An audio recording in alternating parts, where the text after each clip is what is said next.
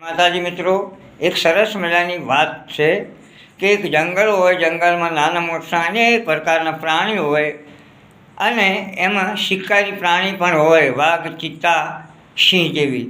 હવે આ શિકારી જાતિના જે પ્રાણીઓ છે એમની વસ્તી 50% થઈ જાય તો આ જંગલની શું દશા થાય?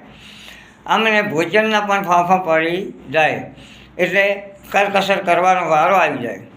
એવી સ્થિતિ કંઈક ગુજરાતમાં ક્ષત્રિયોની છે.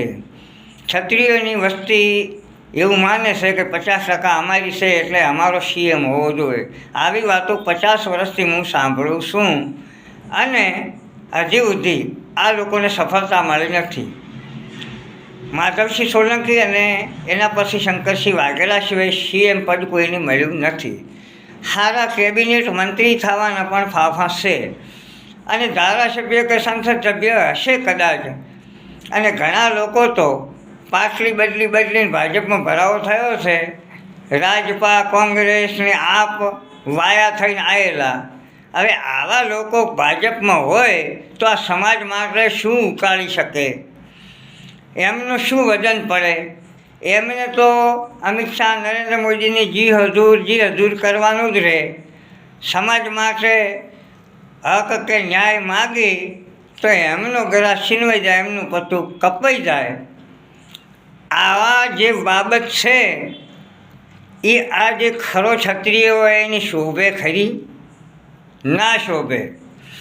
આમ તો જબરા હોવાના, મોજીલા હોવાના, માથા ભારે હોવાના દાવા કરે છે, તો તમારી શક્તિ આ બાબતમાં કેમ કામ નથી કરતી?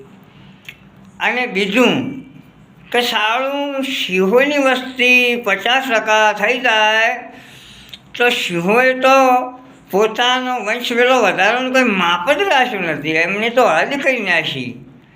એટલે આ જાતિવાદી હરકતોથી તમને કોઈ સારું ખાતું નથી મળતું, કેબિનેટ કે સીએમ પદ તો દૂર. અને વર્તમાનમાં મહેરબાની કરીને આવું સપનું જોવું એ વ્યાજબી નથી. આ વાત મનની વાત મનમાં રાખો.